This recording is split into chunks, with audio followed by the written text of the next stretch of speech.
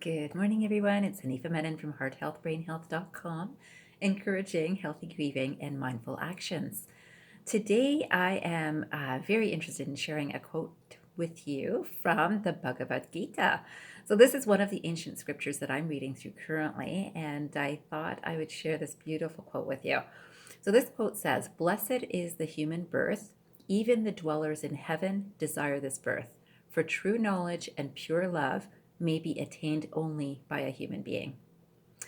So again, blessed is the human birth. Even the dwellers in heaven desire this birth, for true knowledge and pure love may be attained only by a human being.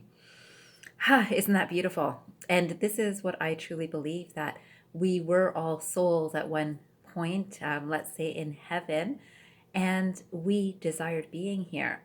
And we are coming through these human forms, which is a manifestation of our life experience. And I like to think about this description because partly because of the story that I was telling you yesterday. And you must have thought, or some of you might have thought, wow, this is a story from ancient scriptures and it sounds so simple. So it was about a blind man and his wife who blindfolded herself. And it's so interesting to me that we can apply even that much detail that I shared with you in the last video. But I want to make sure that you know that there is depth to ancient scripture. So, this depth about this particular story is really related to the fact that the husband and the wife are representing one person. So, the husband is representing a yang energy, so which is more caught up in doing, right?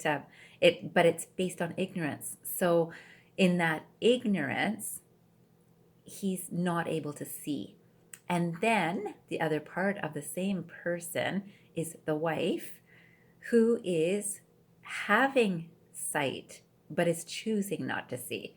So that is ignorance. So in that, we know that there's ignorance on both sides. There's the person who has the tools to be able to see, and the person who's got the tools who's still choosing not to see. And very much in this style, the Gita talks about how we need to discover ourselves and the wisdom from within, which is believed to come from a higher space and higher consciousness, which I totally agree with. So, of course, you will be able to see this in your own lives, because you'll be able to see that largely a lot of our experience is shaped by the ego.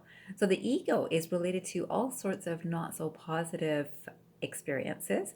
So let's say things like anger or greed or lust or um, vengefulness, all sorts of things that are not so good. And those sorts of qualities we have lots of, and we're pretty aware of them.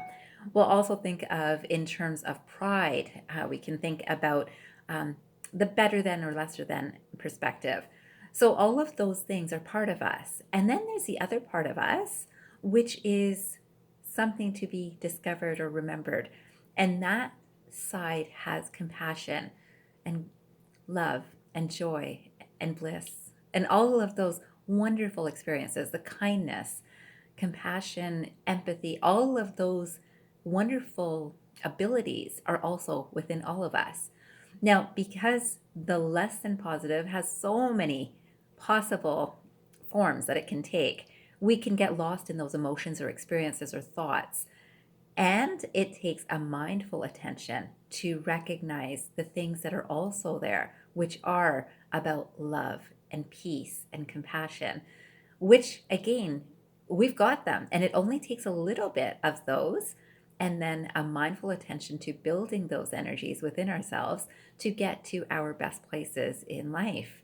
So today, I would love for you to sit down and think about some of the things that run around in your head or your thoughts or your feelings regularly. Are they stemming from that space of ignorance? Or are they coming from a space of wisdom, which is going to be from that higher space of higher consciousness?